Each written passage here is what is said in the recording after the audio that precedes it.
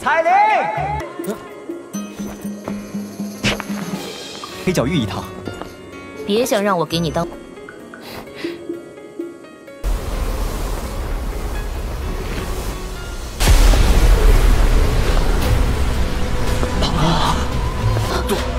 杜宗，这个女人，她怎么会出现在这儿？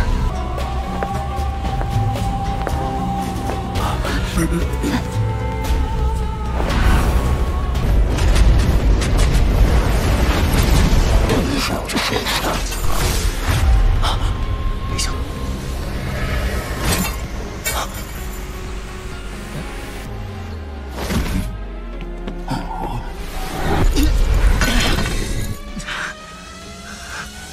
又要救我，又对我这么不客气，这要是这家伙突然出现，韩风这个混蛋现在恶心的。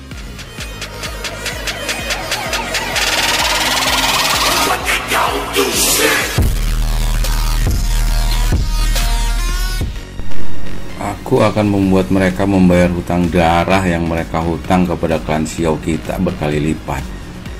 Kamu saat ini adalah pilar yang mendukung seluruh klan Xiao, semacam ekspektasi yang tidak biasa dan keyakinan memenuhi wajah mereka.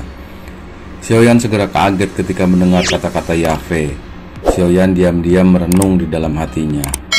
Namun, Medusa berhasil merasakan sedikit permusuhan dan kehati-hatian dalam nada wanita di depannya, yang juga memiliki penampilan dan sikap yang sangat luar biasa. Bulu matanya yang panjang berkedip sedikit dan matanya yang malas menyapu Xiaoyan dan Yafe. Untuk beberapa alasan yang tidak diketahui, Medusa tanpa sadar merajut alisnya ketika dia memikirkan ini. Emosi yang tidak diketahui muncul di hatinya. Dia berhasil melihat suasana yang agak tidak bersahabat antara Yafe dan Medusa dalam sekejap dan segera mengeluarkan batu kering saat dia buru-buru menarik Yafe di belakangnya. Jika ular betina yang ganas dan cantik ini tiba-tiba menyerang, Yafe kemungkinan tidak akan mampu menahan satu pukulan yang diberikan kekuatannya. Namun, tepat sebelum dia pergi, dia perlahan berjalan di depan Xiaoyan dan mengulurkan tangannya yang halus seperti salju putih untuk dengan lembut membantu meratakan jubah yang agak berantakan.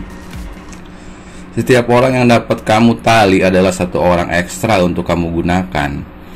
Xiaoyan mengendus aroma samar yang ditular dari depannya dan merasakan perasaan lembut yang terbawa ketika tangan halus salju putih milik Yafe menyentuhnya.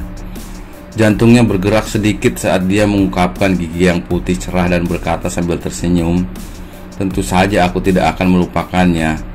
Tepat sebelum aku pergi saat itu, aku telah mengatakan bahwa aku akan mencoba yang terbaik untuk membantumu, bahkan jika Yafe ingin menjadi ratu di masa depan. Yafe tersenyum sambil menutup matanya dan tertawa penuh kasih. Aku tidak tertarik menjadi seorang ratu. Hai Bodong tertawa kering saat dia melihat mereka berdua saling menggoda. Dia bisa merasakan bahwa wajah Medusa di belakang Xiaoyan menjadi semakin dingin. "Baiklah, aku akan pergi dulu. Aku akan memberitahu kamu jika ada berita." Yafe menepuk kepala Xiaoyan dengan lembut dan berhenti berlama-lama. Ketika dia membalikan tubuhnya, pandangannya samar-samar melirik Medusa.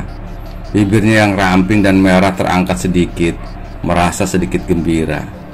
Xiaoyan menyaksikan sosok memikat bergoyang karena perlahan menghilang dari pandangannya. Baru kemudian dia beralih ke Medusa, tersenyum dan berkata, "Ayo pergi.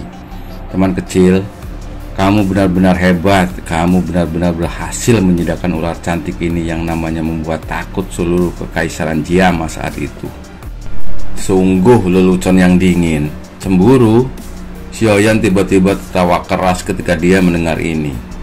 Dia tidak menyangka bahwa Medusa bisa memiliki emosi seperti itu. Siapa yang tahu jika dia akan segera merubah sikap bermusuhan setelah perjanjian 1 tahun dan membunuhnya. Lebih baik untuk tidak main-main dengan wanita seperti ini. Perasaan semacam ini menyebabkan dia berada dalam suasana hati yang sangat buruk. Orang tua, jangan lihat secara acak. Kalau tidak, aku akan meminta Cailin Jie untuk mengalahkanmu. Orang tua sesat, pergi dan mati. Zian agak tidak senang ketika tatapan Hai Bodong menyapunya. Dia meringkuk mulut kecilnya dan berbicara dengan sikap yang kurang ajar. Xiaoyan tersenyum dan menepuk kepala Ziyan. Dia tersenyum dan berbicara kepada Hai Bodong. Kamu seharusnya tidak meremehkan Ziyan. Seharusnya tidak ada orang di kelas doang yang cocok untuknya. Xiaoyan hanya tersenyum di wajah kejutan di wajah Hai Bodong. Dia tidak menjelaskan asal-usul Ziyan secara rinci. Jelas memahami bahwa potensi Ziyan sangat luar biasa. Bisa diprediksi bahwa di masa depan Ziyan akan sangat membantu Xiaoyan. Tatapannya beralih ke tempat di mana asosiasi alkemis berada dan tertawa samar. Mari kita pergi dan melihat wajah-wajah tua yang dikenalnya. Seorang kecil Dadoshi saat ini telah menjadi eksistensi tertinggi yang bisa dengan mudah membunuh elit doang. Hai Bodong tertawa. Oleh karena itu, ketika kamu bertemu mereka kali ini, ekspresi orang-orang ini pasti akan lebih menarik dibanding dengan 3 tahun yang lalu. Xiaoyan tersenyum sedikit ketika dia mendengar nada sombong dalam suara Hai Bodong. Kami telah benar-benar berpisah untuk waktu yang lama. Aku ingin tahu apakah kalian semua masih ingat nama Xiaoyan setelah 3 tahun ini? Xiaoyan melewati banyak jalan sebelum kelompoknya muncul di depan pintu masuk asosiasi alkemis setengah jam kemudian. Xiaoyan perlahan masuk ke asosiasi alkemis yang menepati petak besar tanah dengan Hai Bodong. Asosiasi alkemis saat ini jauh lebih kuat dan makmur dalam hal kemampuan dan jumlah dibanding dengan 3 tahun yang lalu setelah alkemis berulang kali bergabung dengan mereka selama 3 tahun ini. Xiaoyan masih memiliki perasaan terhadap asosiasi alkemis yang telah ia perpisahan 3 tahun yang lalu. Saat itu, ia telah mengalami kompetisi penyulingan obat yang sangat sulit baginya. Namun, ia paling dianggap sebagai alkemis tingkat 3 yang bisa memperbaiki pil obat tingkat 4 ketika ia berpartisipasi dalam kompetisi saat itu.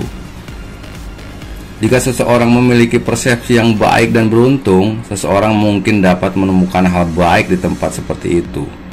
3 perubahan misterius dari Xiaoyan adalah sesuatu yang dia dapatkan dengan beruntung dari tempat ini. Xiaoyan masuk ke area transaksi dengan Ziyan. Dia agak tertegun melihat sosok yang seputih salju tidak jauh. Sosok itu mengenakan gaun putih sementara rambutnya yang panjang memancarkan es dingin yang sama seperti kepingan salju.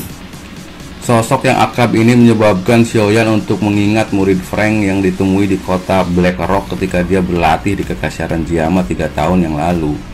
Sui Mei, meskipun ini karena yang terakhir ingin membujuk Xiaoyan untuk berpartisipasi dalam Grand Meeting Alkemis, dia tidak memiliki niat buruk. Gadis ini yang memiliki karakter seperti salju yang dingin juga memberi Xiaoyan kesan yang cukup bagus. Dia menarik Ziyan bersama saat ia perlahan berjalan melalui area transaksi ini dengan aliran manusia yang sangat ganas.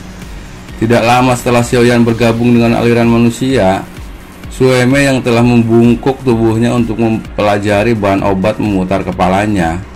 Wajahnya yang indah, halus seperti gunung salju, membawa beberapa ketidakpastian, menyebabkan lalu lintas manusia di sekitarnya yang datang dan pergi tanpa sadar memperlambat langkah kaki mereka. Tatapan mereka menatapnya dengan agak rakus. Xiaoyan menarik Ziyan dan berjalan di samping jalan kecil yang dipenuhi dengan para penjual. Mungkin itu karena cakrawalanya telah melebar, tetapi tidak dapat menemukan satu hal pun yang dapat menarik minatnya setelah menghabiskan 10 menit plus. Yawan yang biasanya dia makan semuanya disempurnakan dari bahan obat yang sangat langka di mata orang biasa. Bahan obat biasa tidak berbeda dengan sampah di matanya, bahkan juga itu agak jarang di pasar ini. Kadang-kadang bahkan ada tawa yang penuh teka-teki. Namun, tepat ketika dia membalikkan tubuhnya, suara marah yang jelas dikeluarkan dari kerumunan, yang menyebabkan dia berhenti. Begitu dia mengatakan ini, dia menarik tangan Ziyan dengan cepat dan berjalan menuju area di mana keributan itu berada. Namun, wajahnya yang biasa terlalu putih dan indah ini penuh dengan kemarahan. Ada beberapa pria dalam jubah alkemis yang berdiri agak jauh di depan dia tertawa saat mereka melihat wajahnya yang merah memerah. Auba, jangan berlebihan. Jangan berpikir bahwa kamu bisa menjadi sombong ini hanya karena gurumu adalah tetua dari asosiasi. Jari halus Sui Mei menunjuk pada pria yang adalah pemimpin dengan marah meraung keluar. Hehe, Sui Mei, yang dengan tawaran tertinggi mendapat barang di area transaksi ini. Karena aku dapat nomor harga yang lebih tinggi dari kamu, wajar saja bahwa benda ini milik aku. Orang yang menakan lencana tingkat 2 alkemis di dadanya hanya tertawa di hadapan teguran Xue Mei. Meskipun buah sisik ular naga api es ini agak langka, itu adalah yang paling berharga dari 20.000 koin emas. Tidak disangka bahwa orang yang hilang ini sebenarnya mau membelinya dengan harga 2 kali lipat.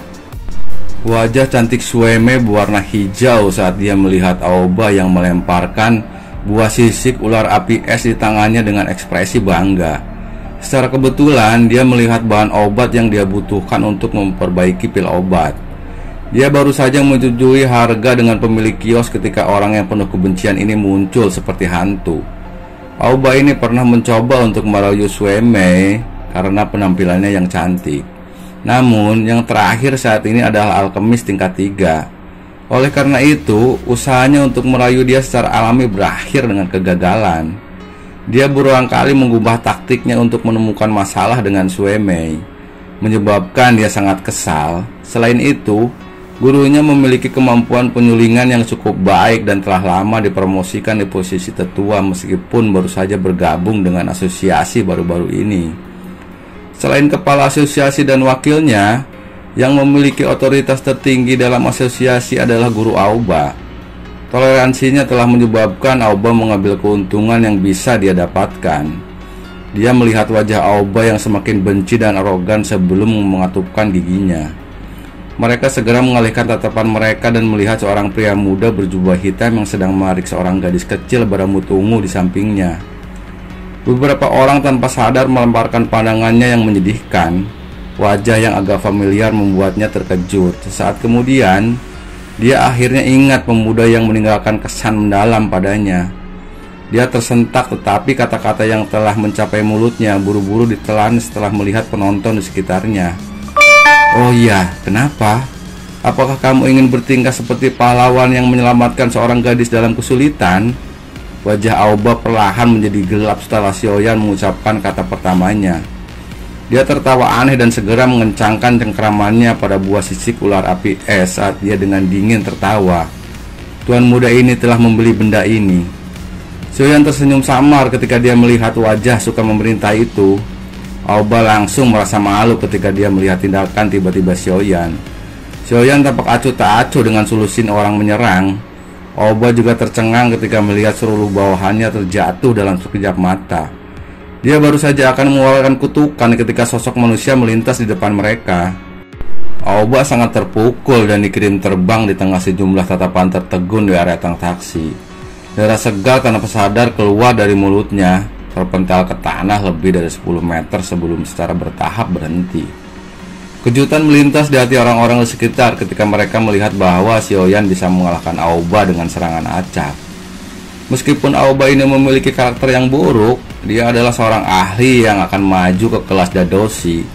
Tidak peduli bagaimanapun orang mengatakannya, benar-benar tidak terduga bahwa dia dapat menahan satu pertukaran di tangan pemuda berjubah hitam ini.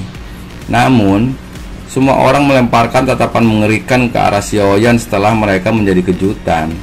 Orang ini mungkin menikmati memberikan pukulan ini, tetapi apakah dia tidak tahu bahwa orang tua Fuyan selalu melindungi miliknya sendiri? Selain sejumlah kecil orang di asosiasi alkemis ini yang dia berani menyinggung perasaannya, sebagian besar orang merasa sedikit takut pada lelaki tua eksentrik yang melindungi dirinya sendiri. Kamu mendapat masalah, cepat! Ikuti aku dan tinggalkan tempat ini. Xue Mei juga kaget dengan serangan mendadak Xiaoyan.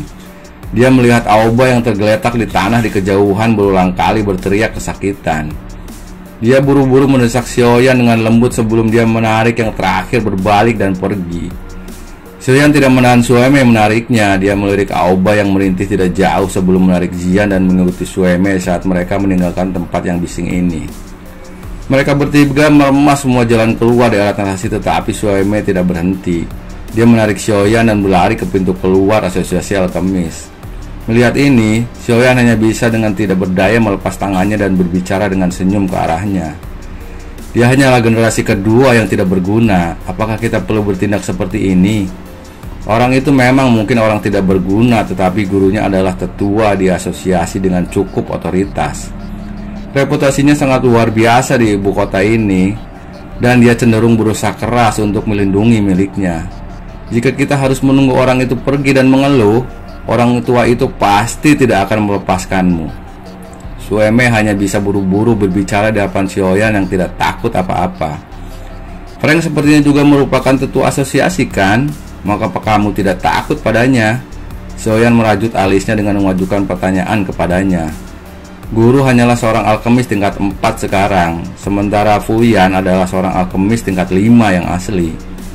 Tingkat penyulingan obatnya tidak akan jauh lebih rendah bahkan jika dibandingkan dengan wakil kepala asosiasi. Secara alami, posisinya jauh melampaui posisi guru. Sueme menghela napas, hatinya sangat terkejut. Sioyan juga tiba-tiba mengerti ketika dia mendengar ini. Jika seseorang menambahkan semua alkemis tingkat 4 di kekaisaran Jiama, setidaknya akan lebih dari 10 dari mereka. Namun hanya ada beberapa orang yang ada alkemis di tingkat 5. Terlebih lagi sulit bagi seorang alkemis untuk maju dari satu tingkatan ke tingkat yang lainnya. Begitu saya dan orang-orang bahkan mungkin tetap di tingkat tertentu selama sisa hidup mereka. Ada kemungkinan bahwa hanya ada satu orang abnormal di seluruh benua yang seperti Sioyan yang bisa mengandalkan pengalaman api surgawi dan Yalau yang kaya. Lengan itu bertabalkan dengan tinju Fuyan dan angin meletus keluar dari titik kontak. Seluruh aura benar-benar sunyi di depan pemandangan yang agak tidak biasa ini. Tampaknya bahkan Fuyan tidak percaya pada adegan ini dan wajahnya benar-benar terkejut dan membosankan. Fuyan mengatupkan giginya dan mengantuk. Dia baru saja akan menyerang lagi ketika sedikit suara guntur bergemuruh keluar. Semua orang di aula yang luas terkejut ketika mereka mendengar kata-kata Sioyan. Mereka segera menoleh ke arah tertentu. Tawa tak berdaya terdengar dalam bayangan di sudut di bawah fokus tatapan dari banyak orang di aula. Segera, sosok tua perlahan-lahan muncul dan muncul di depan mata semua orang. Dari penampilannya, dia mengejutkan kepala asosiasi dari asosiasi alkemis Fama. Kepala asosiasi Kimer mengikuti di samping Fama. Ada juga seorang gadis menggunakan jubah alkemis berwarna hijau di samping Kimer. Gadis itu memiliki penampilan yang elegan dan bergerak. Dia melengkungkan bibir merahnya sedikit, menunjukkan kesombongannya. Kulitnya seputih salju dan sepasang mata cerdas yang cerdas membawa keagungan saat mereka bergerak. Jelas, wanita ini adalah individu yang unik. Pada saat ini, mata gadis ini berkedip dengan cahaya yang tidak biasa saat dia melihat ke aula dengan nyaman melihat pemuda berjubah hitam yang telah menundukkan Fuyan. Haha, sudah 3 tahun sejak terakhir kali kami bertemu. Apakah adik laki-laki Sioyan baik-baik saja? Orang tua ini mengolah asosiasi alkemis kekaisaran Jiama mengumpan wajah tersenyum di depan tatapan publik dan bertanya-tanya tentang Sioyan dengan ramah. Seolah-olah dia tidak melihat wajah hijau Fuyan dan tenggorokannya digenggam oleh Sioyan. Sikap Fama ini secara alami menyebabkan semua orang di aula menjadi terkejut. Namun, ketika nama itu, nama yang telah menyebar dengan liar dan menyebabkan kegemparan di dalam ibu kota, meninggalkan mulutnya, semua orang sekali lagi menjadi tercengang. Mereka segera tiba-tiba mengerti tatapan yang mereka gunakan ketika mereka melihat pria berjubah hitam itu. Pria muda yang sekali lagi dengan segera menjadi tertarik. Tidak heran orang ini berani sombong. Dia sebenarnya adalah Sioyan, orang yang menyebabkan sekte mistik Cloud menderita kerugian besar. Fuyan yang sedang ditahan oleh Sioyan berubah menjadi pucat pasi dalam sekejap setelah mendengar bentuk panggilan yang Fama gunakan kepada pria muda di sisinya. Kemarahan di matanya langsung menghilang. Saat itu bahkan Dohuang dari sekte mistik Cloud telah mati di tangan orang ini. Dia tidak memiliki keraguan sedikit pun bahwa Sioyan hanya perlu sedikit cepat untuk mematahkan kepalanya. Selain itu, dengan kekuatan Sioyan, itu mungkin bahwa asosiasi alkemis tidak akan mengadopsi tindakan balas dendam bahkan jika Sioyan benar-benar membunuhnya. Hal ini dapat dilihat dengan jelas dari sikap Fama terhadap Sioyan ketika yang pertama muncul. Mulut Fuyan sedikit bergetar saat dia mengalihkan tatapannya yang marah ke arah Aoba yang sudah menggigil di sampingnya. Lur, Kepala asosiasi Pama, asosiasi alkemis ini benar-benar mengecewakanku setelah tidak bertemu selama 3 tahun. Berkolaborasi dengan fraksi seperti itu, aku takut. Xiaoyan tertawa pelan sebelum memutar kepalanya dan berbicara kepada Fama yang perlahan berjalan. Fama tertawa pahit ketika dia mendengar ini. Ada kecil Xiaoyan, asosiasi kami memang memiliki tanggung jawab dalam hal ini. Fuyan telah menyinggung kamu, oleh karena itu kamu dapat menghadapinya dengan cara yang kamu sukai. Meskipun kata-kata Fama ini sedikit lembut, tetapi ini memberi Xiaoyan wajah yang sangat luar biasa. Di sini Fama tersenyum ketika dia berbicara. Suasana yang tidak biasa meliputi aula besar yang luas dan terang. Pintu yang tertutup rapat itu tiba-tiba terbuka ketika suara jelas dari pintu terbuka dengan tenang terdengar suara di aula. Tulang punggung orang-orang ini dalam aula tidak bisa tidak meluruskan setelah pintu dibuka. Tatapan mereka langsung bergeser sebelum berhenti di pintu masuk. Pintu yang tertutup rapat benar-benar terbuka di bawah tatapan semua orang. Sesaat kemudian, seorang sosok berjubah hitam yang telah absen selama 3 tahun memasuki mata mereka. Semua orang, kami belum pernah bertemu selama 3 tahun. Penampilan dan tawa orang berjubah hitam itu kehilangan kelembutan sentimental dari 3 tahun lalu saat itu bergema lembut di aula. Tawa bergemuruh dalam aula juga menyebabkan semua orang melempar tatapan mereka ke arah pintu masuk. Seorang pria berjubah hitam berdiri sambil tersenyum di tempat itu. Sinar matahari menyinari aula melalui jendela dan secara kebetulan menutupi pria muda itu dalam cahaya. Di bawah sinar matahari, wajah yang tidak asing itu mengungkapkan kematangan dan reservasi tambahan serta kelembutan dan kekuatan yang hilang dibanding dengan 3 tahun lalu. Semua orang di aula samar-samar merasa agak linglung ketika mereka melihat pemuda berjubah hitam yang berdiri di pintu masuk. 3 tahun tidak dianggap terlalu lama bagi mereka, tetapi dalam 3 tahun yang singkat ini, pemuda itu pada saat itu telah menyelesaikan transportasi total. Lur, adik kecil Xiaoyan, sungguh tidak terduga kamu telah mencapai tingkat seperti itu setelah tidak bertemu selama 3 tahun. Itu benar-benar membuat aku yang lama merasa malu.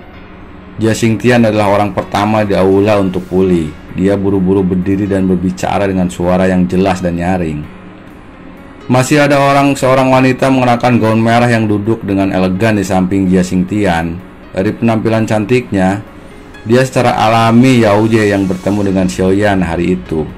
Namun, yang terakhir saat ini telah menghapus mahkota Phoenixnya dan seluruh pribadinya yang tampak kurang agung dan lebih seperti wanita.